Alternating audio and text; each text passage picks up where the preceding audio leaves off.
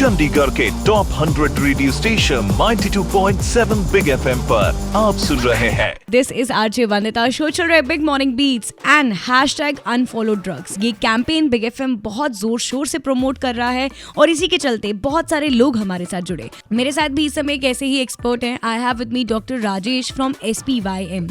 Sir, मैं आपसे ये जानना चाहती हूँ कि क्या मेन रीजंस रहते हैं, कौन से मेन फैक्टर्स रहते हैं जिसके कारण यंगस्टर्स ड्रग एडिक्शन में ज्यादा पड़ते हैं? 95% जो है that is called peer pressure.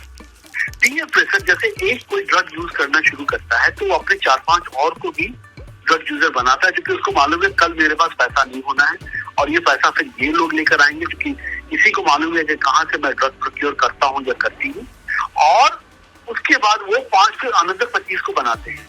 तो ये पीयर प्रेशर सबसे बड़ा कारण है। और हमारी संस्था SPYM, हम लोगों ने government of India, ministry of education and ministry of social justice के लिए एक मॉड्यूल डेवलप किया है। That module is called Navchetana module. Navchetana में we are going to train, and government of India is going to train around 10 lakh teachers all over the country, and we will reach out to 5 crore kids in next 2 years. तो उसमें पूरा का पूरा focus है life skill based education, जहाँ पे हम लोग ये इंश्योर करते हैं कि उसके पास पीयर प्रेशर रिवर्सल स्किल हो, नेगोशिएशन स्किल हो, रिफ्यूजल स्किल्स हो। और जब ये आ जाता है तो हम लोगों ने देखा, और we have a very solid study, जहाँ पे जैसे चंडीगढ़ में हम लोगों ने किया था, we did with around 9,000 kids, और उसमें से अधिकतर बच्चे आज भी क्लीन हैं। 4,000 बच्चे जो ड्रग यूजर थे या वल्नरेबल थे, वो सब ड्रॉप आउट हो गए थे, वापस they all went back to the school. So the peer pressure is the main factor for the younger population. अब जैसे हमारे ट्रीटमेंट सेंटर में 7 साल 8 साल का बच्चा आता है जो ड्रग यूजर है, अब आप सोचिए ना, उसके पास कौन सा ट्रॉमा, उसके पास कौन सा वो जो डिप्रेशन, वो जो हम लोग जो क्लासिकल साइकोलॉजी में जो पढ़ते हैं वो नहीं है। वो जैसे ऑल पीयर प्रेशर, किसी दिन माँ ने डांट दिया, फादर ने डांट दिया या भाई ने डांट दिया, उसका एक दोस्त है जो ड्रग लेके खड़ा है, बोलता ये बेटा ले लोगे, भैया ये ले लोगे, भाई ये ले लोगे तो तुमको आराम मिलेगा। और we all go through the same phase. आपको और मुझे बचपन में जरूर मेरे माँ बाप ने डांटा था, टीचर ने डांटा था, बट उसका ये मतलब नहीं था ना कि हम ड्रग लेने लग जाएंगे। सो पीयर प्रेशर एंड मार्केट में जो लोग शार्ट बैठे हुए हैं, जिनको पैसा कमाना है, वो दोनों मिलके ये सारा गेम खेल रहा है।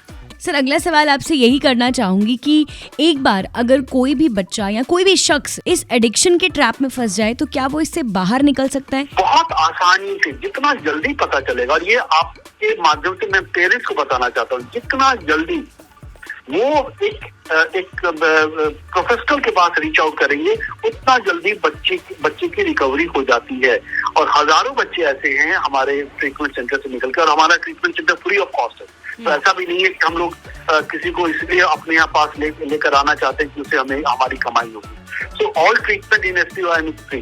तो जब वो बच्चा हमारे पास आता है, जनरली 3 महीने का कोर्स होता है, और कुछ जरूरी नहीं कि सारे बच्चों को हमें एडमिट करने की जरूरत है। कुछ बच्चे बाहर काउंसलिंग देके, कुछ थेरेपी देके भी वो वापस चले जाते हैं, बट कुछ बच्चों को हमें एडमिट करना पड़ता है, स्पेशली जिसके साथ डिपेंडेंसी थोड़ा सा हायर लेवल का है या उसका मेंटल हेल्थ का प्रॉब्लम आ गया।